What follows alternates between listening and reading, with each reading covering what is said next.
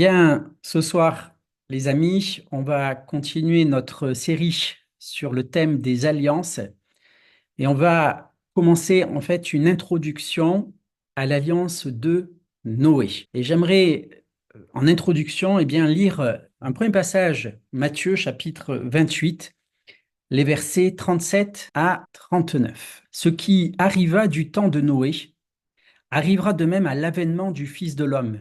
Car dans les jours qui précédèrent le déluge, les hommes mangeaient et buvaient, se mariaient et mariaient leurs enfants, jusqu'au jour où Noé entra dans l'arche, et ils ne se doutèrent de rien jusqu'à ce que le déluge vienne et les emporte tous. Il en sera de même à l'avènement du Fils de l'homme. Une deuxième lecture dans Genèse, chapitre 6, versets 11 et 12. La terre était corrompue devant Dieu, la terre était pleine de violence. Dieu regarda la terre et voici, elle était corrompue, car toute chair avait corrompu sa voie sur la terre. Yeshua lui-même nous introduit à l'histoire de Noé. Et il donne à l'histoire de Noé une valeur prophétique. Ce qui est arrivé du temps de Noé doit survenir avant la venue du Fils de l'homme, c'est-à-dire avant le retour en gloire de Jésus, de Yeshua lui-même. Qu'est-ce qui est donc arrivé à l'époque de Noé? L'alliance de Dieu avec Noé, c'est un pacte divin qui survient après le déluge. Et c'est un moment charnière, bien sûr, dans l'histoire biblique. Et ça marque un tournant, en fait, dans l'histoire de la rédemption. L'histoire de Noé nous parle d'abord d'une faillite d'une civilisation, de la civilisation qui a précédé le déluge. Le thème de Noé est un thème majeur de la Torah qui est la bénédiction dans le jugement ou la bénédiction dans la malédiction. Au milieu du jugement, Dieu va manifester sa miséricorde. Noé va être averti du jugement à venir et il va sauver toute sa famille. Alors on va essayer de mener une réflexion sur les dérives que l'humanité peut connaître à travers son propre développement technique et intellectuel, une réflexion en fait sur la corruption morale et spirituelle des civilisations passées et sur le jugement divin qui en découle, tout ça dans une perspective eschatologique, une perspective en fait qui nous a été esquissée par Yeshua lui-même. Alors, on est maintenant après le meurtre d'Abel par son frère Caïn. Et les hommes commencent à se multiplier sur la terre. Et rapidement, une société organisée, sédentaire, voit le jour. On est là dans Genèse chapitre 4. On va lire le verset 17. Caïn connut sa femme, elle devint enceinte et accoucha de Hénoc. Il bâtit ensuite une ville et donna à cette ville le nom de son fils Hénoc. On voit en fait Caïn qui est l'initiateur d'une sédentarisation de l'humanité. Il construit la première ville et cette première ville, il la dédie à son fils Hénoc. Alors Hénoc, ça signifie dédicace. C'est la même racine qui a donné la fête de Hanouka. Et donc, cette civilisation va connaître d'abord des regroupements urbains. Et donc, la première ville qui reçoit le nom du fils de Caïn. Pourquoi Caïn va donner son nom, le nom de son fils? Parce qu'il veut prolonger la mémoire de sa descendance. Il veut que dans les générations qui viennent, on se souvienne de qui il a été. Et les commentaires rabbiniques sont assez sévères avec cette démarche de Caïn. Je vous cite le Midrash de Genèse Rabbah, qui rappelle le psaume 49 et qui évoque un peu la stupidité d'une telle démarche. Et voilà ce qui est dit. Que croient les méchants? Leurs maisons subsisteront toujours au milieu d'eux. Ils donnent leur nom à leur terre. Et le Midrash continue en disant, Tibériade a été nommé d'après Tibère, Alexandrie d'après Alexandre et Antioche d'après Antiochus. Donc, c'est une pratique ancienne. On nomme une ville selon son nom ou selon le nom de son fils. Et je vous lis ici le psaume 49. les versets 12 à 14, ils s'imaginent que leurs maisons seront éternelles, que leurs demeures subsisteront d'âge en âge, eux dont les noms sont honorés sur la terre. Mais l'homme qui est en honneur n'a point de durée, il est semblable aux bêtes qu'on égorge, telle est leur voix, leur folie. Donc ce sont des personnes qui s'imaginent que leur mémoire va se prolonger et on sait que en fait toutes ces villes, toute cette civilisation d'avant le déluge va être engloutie, va disparaître totalement dans le déluge. Revenons à Caïn. Caïn, donc, c'est un leader, un rassembleur d'hommes. Et il parvient donc à unir des hommes dispersés, à les sédentariser et les amène à construire, à bâtir une civilisation, une civilisation où les hommes sont regroupés dans des villes. Et des clans spécialisés émergent. On va le lire, certains maîtrisent la musique, d'autres travaillent le fer et le cuivre, et d'autres encore s'organisent en groupes pastoraux nomades. Alors, on est dans le verset 20 de ce chapitre 4. On nous parle ici de deux femmes qui sont les épouses de Caïn. De Lémec, pardon. Ada accoucha de Yabal, c'est lui l'ancêtre des éleveurs nomades. Le nom de son frère était Yubal, c'est lui l'ancêtre de tous ceux qui jouent de la harpe et du chalumeau. Tsila, de son côté, accoucha de Tubal-Caïn, qui forgeait tous les outils de bronze et de fer. On a d'abord Ada qui enfante de Yabal, ce sont ceux qui habitent sous des tentes et qui ont des troupeaux. Et puis à côté, on a ceux qui sont spécialisés notamment dans l'art musical et dans le travail du fer. C'est Yubal, dont le père de ceux qui jouent de la harpe et, et au verset 22, Tubal-Caïn qui forgeait tous les outils de bronze et de fer. Donc on a une effervescence technique et culturelle qui s'accompagne malgré tout d'un relâchement moral. Et cette civilisation qui est urbaine va commencer à être aussi polygame, puisque Lémec est le premier qui va prendre deux femmes. C'est au verset 19 de ce chapitre 4. Lémec prit deux femmes, appelées l'une Ada et la seconde Tsila. Les commentaires rabbiniques anciens développent qui étaient ces deux femmes.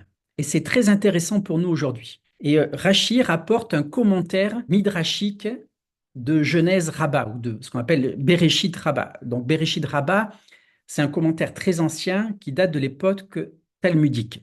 Et voilà ce qui est dit. Telle était la coutume de la génération qui vécut avant le déluge. Ils avaient deux femmes, l'une pour enfanter, l'autre pour une compagnie frivole et pour le charme.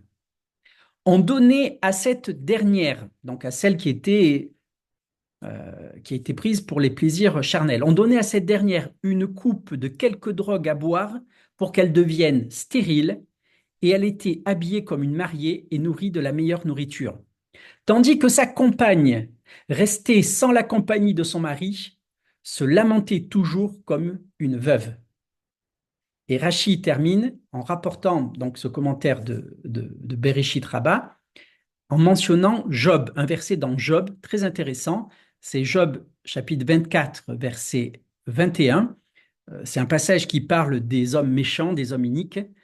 Il accompagne ou il nourrit la stérile qui n'enfante pas et il ne fait pas de bien à la veuve. Donc, fin de la citation. Les commentaires de l'époque talmudique nous disent que à l'époque du déluge, les hommes prenaient deux épouses, l'une pour les plaisirs charnels qu'on rendait stériles, et l'autre pour l'enfantement, qu'on mettait un petit peu de côté. Autrement dit, c'est très intéressant, parce que une femme était utilisée pour ses plaisirs charnels, et l'autre était utilisée comme mère porteuse. Toute ressemblance avec l'époque actuelle ne serait sans doute pas fortuite. Et les textes laissent entendre aussi que cette société corrompue avait atteint un point critique de corruption. Et c'est décrit au début du chapitre 6 de Genèse, les versets 1 et 2. Lorsque les hommes eurent commencé à se multiplier sur la face de la terre, et que des filles leur furent nées, Les fils de Dieu virent que les filles des hommes étaient belles et ils en prirent pour femmes parmi toutes celles qu'ils choisirent. Bien sûr, c'est un passage qui a donné de nombreuses interprétations. C'est un passage qui fascine beaucoup. Et pour certains, il s'agit de l'union d'anges déchus, donc les fils de Dieu, avec des humaines. Et dans cette interprétation, en fait, c'est l'origine céleste des géniteurs mâles qui va produire des géants. C'est dit un peu plus loin. Alors l'Éternel dit, mon esprit ne restera pas toujours dans l'homme, car celui-ci n'est que chair, et ses jours seront de 120 ans. C'était l'époque où il y avait des géants sur la terre, après que les fils de Dieu furent venus vers les filles des hommes et qu'elles leur eurent donné des enfants. Ce sont là les héros des temps anciens. Je préfère l'interprétation qui voit dans les fils des hommes la descendance de Seth. Hein, vous vous rappelez, après la mort, le meurtre d'Abel par Caïn, eh bien, Dieu va donner une nouvelle descendance qui va porter la promesse de la rédemption, la descendance de Seth. Les fils de Dieu seraient la descendance de Seth qui se serait unie aux filles des hommes, supposée la descendance de Caïn. Et de cette union des deux naissent des hommes d'une stature et d'une puissance hors norme, c'est-à-dire ces géants.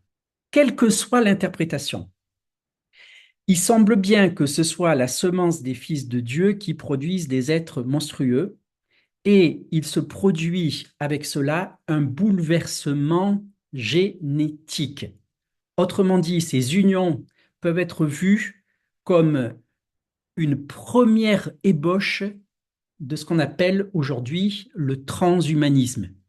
Le transhumanisme, en fait, c'est essayer de transformer l'homme par les progrès de la science génétique ou par des progrès technologiques où les limites naturelles sont volontairement transgressées pour créer des surhommes. Et bien sûr, ça nous rappelle les dérives modernes telles que les manipulations génétiques et le désir de transcender la condition humaine par la technologie. Donc, on est dans un environnement hein, fait de technologie. Hein. On a mention de ces outils de fer, de bronze, de ces instruments de musique, et puis transformation génétique par des unions assez étranges. Alors, Dieu va réagir, l'Éternel va réagir, et Genèse 6, verset 3, je l'ai lu, L'Éternel dit, mon esprit ne restera pas à toujours dans l'homme, car l'homme n'est que chair, et ses jours seront de 120 ans. Donc cette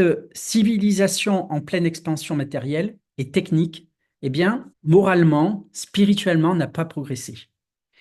Et Dieu voit l'accroissement de la violence et de l'iniquité, et il décide de réduire la longévité des hommes qui utilisaient leur temps, non pas pour rechercher la justice divine, mais ils utilisaient leur temps pour le développement matériel, les plaisirs terrestres et la satisfaction de désirs charnels. Yeshua décrit cette époque comme une période où les hommes et les femmes eh bien, mangeaient, buvaient, se mariaient, mais sans aucune conscience de la catastrophe imminente. Et donc, jusqu'à ce décret divin qui va réduire la durée de vie humaine, l'humanité avait profité de son extraordinaire longévité pour développer des capacités intellectuelles et techniques. En fait, on peut imaginer que des personnes qui vivaient des centaines d'années pouvaient acquérir des connaissances extraordinaires et pouvaient aussi expérimenter des choses aussi dans le domaine de l'agriculture, de l'élevage. Ils avaient largement le temps d'avoir ce qu'on appelle un retour sur expérience. Et la capacité d'imagination, d'expérimentation, d'abstraction avait été orientée vers le développement d'une civilisation de sécurité matérielle, de plaisir, de dépravation sexuelle, de violence, de perversion génétique. On voit une société qui a un haut degré de compétences techniques et de raffinement artistique, mais qui n'a aucune prescience de la catastrophe qui va venir. Et là aussi, toute ressemblance avec l'époque actuelle ne serait sans doute pas, ne serait pas fortuite. Alors, il ne faut pas s'imaginer que ces hommes et ces femmes d'avant le déluge, eh bien, se laissaient aller. Euh, il y avait, il y avait pas il y avait un relâchement des mœurs, mais pour le reste, eh bien, ce sont des personnes qui travaillent et qui travaillent sans doute avec beaucoup d'abnégation à la réalisation de grands projets. La relation morale de l'humanité, associée à leur grande capacité intellectuelle, à la réalisation matérielle immense, conduit en fait à une perversion de l'ensemble des êtres vivants. Et donc, tout cela amène à une perversion de l'ensemble de l'humanité, mais aussi du règne animal. Donc, Genèse 6, verset 5, l'Éternel vit que la méchanceté de l'homme était grande sur la terre et que chaque jour, son cœur ne concevait que des pensées mauvaises. En fait, on a ici la chute des fils de Dieu, donc de cette génération, de cette généalogie sans doute, de cette descendance de Seth, qui n'est que la première étape d'une chute plus profonde qui semble suggérer une chute de l'homme vers l'animalité. Et ce qu'il faut bien voir, c'est que l'union de ces fils de Dieu avec les filles des hommes a produit des géants, mais que on a aussi derrière peut-être aussi la, en filigrane la conséquence d'une union d'humains avec des animaux. Versets 11 et 12 de ce chapitre 6, je lis, la terre était corrompue devant Dieu, la terre était pleine de violence. Dieu vit que la terre était corrompue car toute chair avait une conduite corrompue sur la terre. Toute chair. On ne dit pas les hommes, les femmes, toute chair. C'est-à-dire les hommes, les femmes, mais aussi les animaux. Toute chair humaine, toute chair aussi animale avait corrompu son chemin, sa voie, c'est-à-dire sa nature, sa destinée, ce pourquoi elle avait été créée. Et les rabbins du Talmud ont interprété cela comme la confusion même dans les espèces animales. Et à nouveau, je vous cite Bereshit Rabbah, ils ont tous corrompu leur action lors de la génération du déluge. Le chien s'est uni au loup et la poule s'est unie au paon. Fin de la citation. La notion de chair corrompue, évoquée ici dans ce chapitre 6 de la Genèse, inclut en fait des êtres humains et possiblement aussi des animaux qui auraient eux aussi été dénaturés. Et donc, ce qu'on comprend, c'est que ce déclin vers l'animalité fait écho aujourd'hui à la manipulation de l'humain à des fins expérimentales, comme de nos jours la tentative de créer des hybrides génétiques, qu'on appelle des chimères, où la frontière entre l'homme, l'animal ou entre deux espèces est délibérément brouillée. Et donc, le progrès technique de l'humanité pervertie, Dieu l'appelle tout simplement violence. Violence que nos versions traduisent par iniquité. L'humanité dans son ensemble étant pervertie, il n'y a plus moyen, en fait, de donner une norme qui indique ce qu'est le péché. C'est l'iniquité, ou ce qu'on appelle en anglais lawlessness. L'expression est très bien donnée, ça veut dire sans loi. Il n'y a plus de loi, il n'y a plus de normes morales. Et là aussi, toute ressemblance avec l'époque actuelle ne serait sans doute pas fortuite. Et bien sûr, une autre interprétation complémentaire rapproche la corruption de l'humanité avec l'idolâtrie. Cette civilisation va être détruite par les eaux du déluge et Dieu va couvrir ce monde par des eaux comme il avait couvert en fait comme la terre au tout début, dans le tout premier récit de la Genèse, comme la terre était couverte par les eaux dans, dans les balbutiements de la création. Et donc Dieu va amener ce déluge pour faire émerger une nouvelle création. J'en arrive à la conclusion pour ce soir. Ce que je voudrais souligner, c'est que le récit de la Genèse sur Noé nous révèle bien plus qu'un récit historique. Ce récit de la Genèse est bien une prophétie pertinente pour notre époque.